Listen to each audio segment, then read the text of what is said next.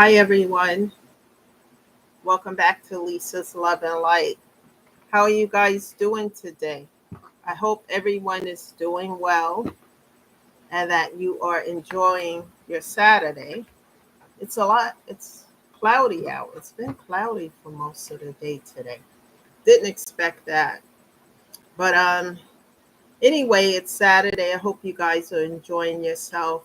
And I didn't get on yesterday. I got in. I had so much to do, and all I could do was eat and go to bed. But and then today, I actually wanted to wash my clothes last night, guys, but it was too much. So before we get started, guys, tell me what is some of your um, household chores that you do not like doing. Mine is laundry because I don't have a washing machine. I have to go to the laundromat, and I just hate carrying stuff there and sitting there while I'm sitting there in my car listening to videos or to music and just passing by the time. I really don't like going to the laundromat, but it was necessary. Um, like I said yesterday, I don't know. It's like I was out for a while, right? Because I had a lot of stuff to do and business to take care of. Then I had to meet with someone about something and et cetera and so forth. And I think being out as long as I was and handling all this business that I had to take care of gave me, like, I don't know, I started to feel like I was having a moment of grief, like that trigger grief moment, just when I was about to go and wash clothes. And then I said, I have to wait until today. Because even though it's been 4 years, I still have those moments. And sometimes those moments of grief will sneak up on me. And if I'm out in a crowd too long and, in like a crowd setting for far too long, it started to get to me. I don't know, something about the grief in that. And then I just have to come home and, you know, do things the next day like I did. So I had to go wash clothes today. But thank God it wasn't crowded in there. But I am here as I stated yesterday because if I miss a day, I'm going to try to make it up somehow because things happen and you know how that goes. But I hope you guys have hit the subscribe button so that you can get a notification as to when I'm on, and then you can join me live or you can watch at your own, time when you have downtime. So thank you all for being here today. I hope these messages are helping you. Please keep in mind, especially for newcomers, I am not a therapist or a social worker. I don't have a certification or degree in that category. I'm just someone who's going through a lot of loss, and grief and pain and, trauma and all those things that, some of you may be feeling. And I talk about ways that I've gotten through it and that I'm still getting through it. And I'm hoping that those who listen and hear these stories, that some of these things, especially if you've gone through this or you're currently going through it, that what I talk about here on this channel and how I got through these things will resonate with you. And perhaps you can take some of what I said and apply it in your own situation, and it can help you as well. Because people, none of these things are easy going through all these difficult times, especially losing parents. I lost my father before I had my son. Actually, 2 years before I had my son, my father passed away, and he had cancer. And it was really hard because I was close to him, and it was just difficult. But losing my mom was the worst of it. It's like it feels like being an orphan at times. And because it feels to me like, I guess the reality of it, guys, is that the matriarchs of the family that kept this family together, the glue that kept the foundation solid, these people are no longer here. My grandparents was the matriarchs of the family and my mom. And, we all could be acting silly because, like I said, my grandmother had 12 kids, 11 living, one passed away at an early age. But everyone, respect was commanded. I remember during the summertime just hanging out because my grandparents had a farm, and just hanging out with relatives and acting silly and being silly. As soon as my grandfather came into the house, we all got quiet, looked up, respect was commanded. My grandmother was a woman of elegance, very um I don't know how she kept her weight down. I have like one child, lost one, but I have one child, and the weight, I was really thin until the weight was going after I had my son. But my grandmother had 12 children, and her weight, she was slender, always slender, very elegant, very subdued, quiet. I have a niece who resembles her a lot, but my grandmother was a no nonsense person. She was just, and so a lot of respect was commanded. We knew this growing up. We could be silly, arguing, or whatever. As soon as my grandfather came into the room, everybody got serious, and the matriarchs are now gone, and it no longer feels like family. It feels like the foundation has been broken down. So, but the things that I've learned from my grandparents, my mom, are still deep within me. My mom taught me how to be a woman, how to be a lady. And I also met someone who was like a second grandmother to me. I used to spend a lot of time with her. And she's no longer here, Josephine Hill, and she saved me in so many ways. Because guys, I could have been my life could have taken a turn in a negative direction. But this woman was very she spent a lot of time with me, because like I didn't get to see my grandparents maybe a few times a year because they didn't live in New York. They lived in North Carolina, had a farm. And but this woman took me under her wings, and it was like just learning about her and how she grew up and everything. I used to look forward to it, on the weekends when she was not busy or going away with her family. I would go and spend time with her. She would make tea and snacks and tell me all about her family. I would look at photo albums of family members, and just never, she would always tell me about, being a woman, and then just spending time with my mother doing things. My mother used to always tell me, when you're out in public, about my appearance and not just throwing on anything, because as I was a teenager growing up, I would just whatever. Socks didn't match, this didn't match, or whatever. And my mom used to say to me certain things, and just learning certain things that are instilled in me, morals and things like that. And I miss them. I miss talking to my mom and sharing my day and telling her about certain things. And it just, it will always be like that empty void. But I know that my mother want me to embrace life to the fullest and live my life and not just exist. So, with that being said, if any of you feel like that, please keep showing up on this channel, because I know what that feels like. I've gone through that for a while. And, sometimes what I can tell you is that you're going to have days where you just feel good, you're okay, and then boom, a grief trigger will hit you at an unexpected moment. And I didn't know what that was because it felt so bipolar to me. So I started researching and looking things up and learning. And I learned a whole lot about trigger moments of grief, and it has a lot to do with trauma, especially if you lose um, people unexpectedly, and no matter what the case is, just losing, people, loved ones, it leaves a void within you, but you can get through it. And I talk about on different videos on how to get through these things. It's so important. Today, guys, the topic of discussion is never judge a book by its cover. And this is what we're going to talk about today because, I have a lot of conversations with different people about different topics. I mean, about different things.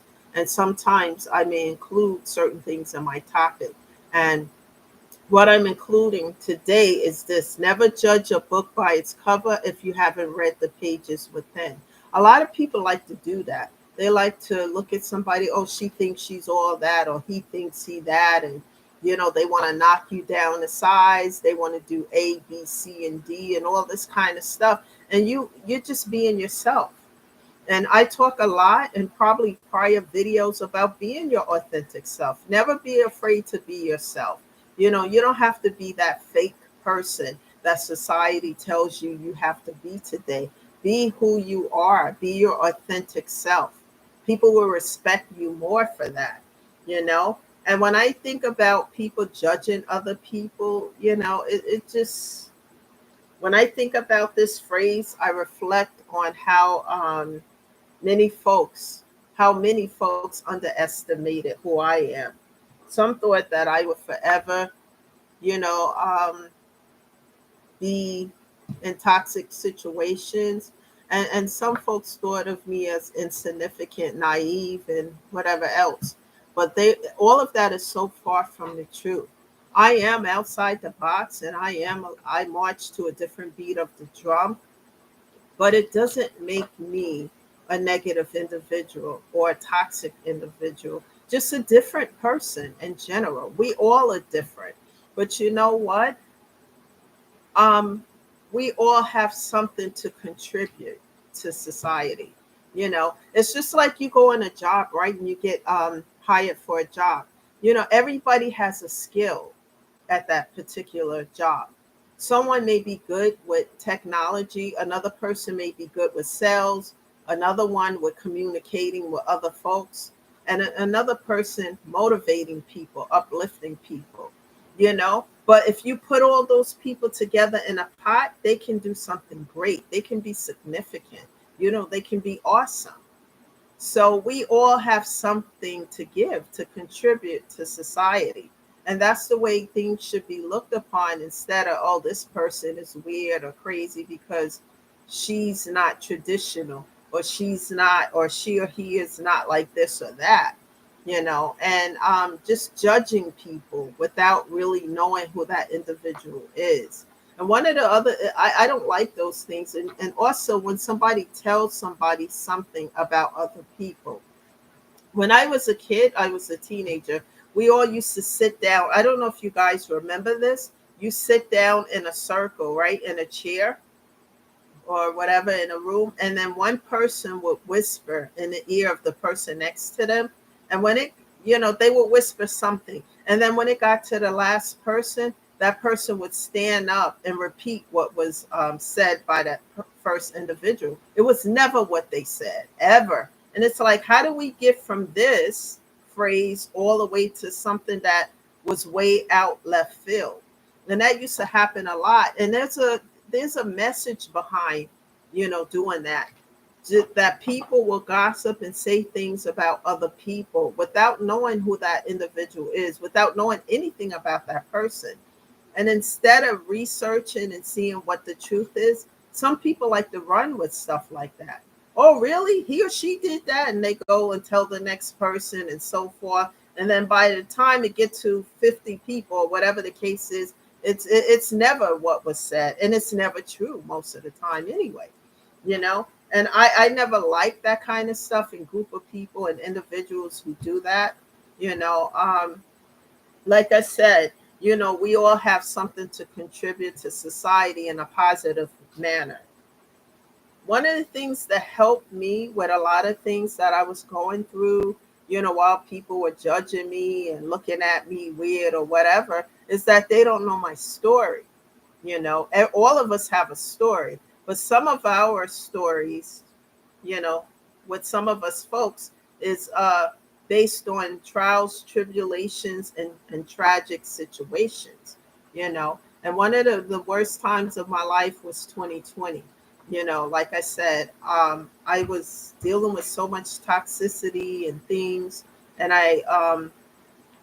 after the losses, after losing 10 people, my dog, whatever, and after being so low to the ground where you can't get any lower, you know, I had to trust God because I had no support system anymore. The support system I thought I had was never there, was never real, was never based on a solid foundation, and I had to trust God, and it was hard. When you don't have a support system, especially after going through losses and dealing with grief and going through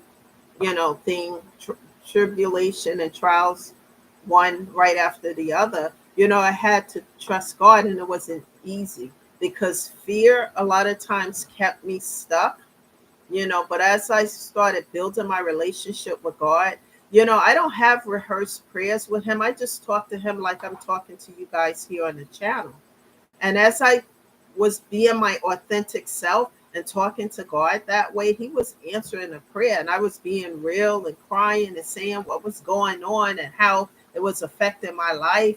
I didn't know how to get from A to B. He started to help me as I started to take a step, take two steps. And God started to, I didn't know how this was going to play out, because life and it doesn't come with an instruction manual, you know but as long as you have the initiative to step out and take a chance and ask God to help you, and you're being sincere and real and authentic, God will come through and help you. And I'm living proof of that because I didn't have a support system. Everything that I thought I had within a support system fell by the wayside when I started to lose everything. And I had to learn to be with myself, to love myself, to build myself up, to heal, to look in the mirror, look at all this stuff that's going on. And then as I started to look at these things and face them and go through them, a transformation took place, And as a transformation took place, I started to draw closer to God. I'm not religious, and I'm not, I don't know what else to say, but I do love God and I have a relationship with Him. But I am not a religious person where I sit in a church every week, etc. Because I don't believe I have to, as long as I have that connection with God, because God is the source. And it taught me to transform my life, that I can do it. If I can do these things, everyone by myself with God, and when I say by myself with God, not having a support system of individuals. And if I would just sit and pray and talk to God like I'm doing this, but I would start taking steps and making plans to make my life better. I didn't know how it was going to turn out, but God was there with me, taking those steps behind the scene to help me. I was dealing with issues of abandonment and people just leaving out of my life just because, and I was feeling some kind of way. And guys, let me tell you, after doing all this work and healing and moving forward, one of the most important things was to love myself and to learn that as I started to do the work to heal, as I started to look at my situation, and as I started to meditate, listen to music, take care of myself, self care, it turned into self love. And now today, I'm embracing new beginnings, and God. Everything I do, I talk to God about it first and I move forward. Listen to your intuition as well, because if something, a situation, a person, whatever it is, if a red flag goes off or a red siren goes off when it comes to your intuition, you have to listen to that. In the past, I wasn't listening to my intuition. I would just ignore it and say, no, I'm just being overly cautious or critical. But if your intuition is telling you something, it's best to listen to it, because it can keep you from danger and negative situations. It's so important to do that, you know. And what I also learned is that the less that I deal with toxic situations, the more at peace I am. The more that I set boundaries, and the more I'm at peace. The more I tell people how I feel about things without getting into negative situations with them, and establishing boundaries. I'm at peace and not in pieces. Guys, and when people don't know a person, and what I want to talk about for a minute is that people can grow up. You've ever been in a situation in school where there's a bully? Sometimes these bullies grow up to be adult bullies, and they don't stop the bullying. And I'm talking about this a little bit because sometimes people will bully another person without knowing anything about that person, what they've gone through, what their circumstances is, etc. And it's never a good idea to do this. It makes me think of a metaphor of poking a bear, a sleeping bear. Well, you keep hitting that bear and poking it and poking it. I don't have no other way to say this. One day that bear is going to wake up and attack your ass, because it's just going to be to the point where it's too much. And it's best to just, try to find a better way to do things. Sometimes people in life have so many things going on that they get miserable and they're just not embracing life, but they're just existing, living day to day, just existing and not embracing life and living life to the fullest. And that's something that I never wanted to do, and God has helped me so much, you know. And I want to talk about it and help other people here because music helps me a lot. Before I got on today, I listened to music, it helps a lot. A playlist of music, walking out into nature, sitting by the water, doing things that uplift your spirit and keep you uplifted. Come to this channel here, because you can hear something that you might be currently going through that might help you through it, because we all got something and we're all going through something, you know and never allow your depression and your grief to get the best of you. And always remember that whatever you're going through is that you're going to get through it. It's not the end of the world. You're going to get through it. And just find ways to establish boundaries and to set, you know, a time every day so that you can be to yourself. It's important to take care of your physical and mental health on a daily basis. Even if you don't think you're doing that, just having time alone, me time, to do things to help yourself is building up your physical and mental health. Believe me, and as you continue to do that on a daily basis, you're going to see the difference in your life, a positive one, and know that God will help you if you ask Him to help you. I'm living proof of that, guys. And I do have my days, like I said yesterday, in the evening after doing a whole bunch of things and running errands and etc. I got to the point where I just felt like a unexpected wave of grief, and I couldn't wash my clothes or do anything else until today because of it. So it doesn't happen that often as it used to, but it still does. And when it does, I go into prayer and listen to music. I myself watch videos to uplift myself as well and try to keep my environment as positive as I can. Don't allow a lot of toxicity in. And I talk to my therapist weekly, and we have a good relationship now because in the beginning I didn't have much to say. But as we continue the therapy sessions, it's an outlet for the pain. The more I share and talk about things, it's an outlet. And crying is an outlet for the pain because you're washing away all of the buildup of everything that's painful and traumatic. And it's also helping your inner child also to heal. Do things to make yourself feel good, guys. And sometimes people are not good at communicating their feelings, but show up on a channel, hear a word here, hear something positive, and maybe it will resonate with you and you can apply it in your own situations. We all have something, and keep working on yourself and keep moving forward. That's the message for today, everybody. Go and enjoy your weekend. Do something nice for yourself, whether it's a movie, whether, buying that flowers, listening to music, being out in nature, whatever makes you feel good to the point where it's uplifting you and helping you with your grief and your pain, do so and continue to move forward.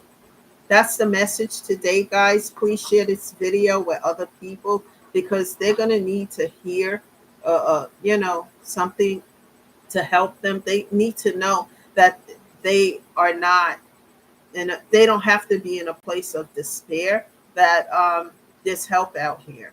And also, the first step is seeing a therapist. Google a therapist in your area and see which one you vibe with, and go from there.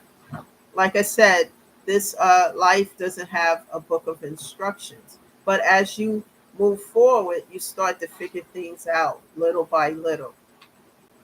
That's the message today, guys. And I will see you again on Monday. Enjoy the rest of your weekend. And know that I will always be on here to help you and to encourage you and to share things through my own personal experiences. This is Lisa, always shedding love and light. Everyone have a great weekend, and I'll see you Monday. Bye, guys.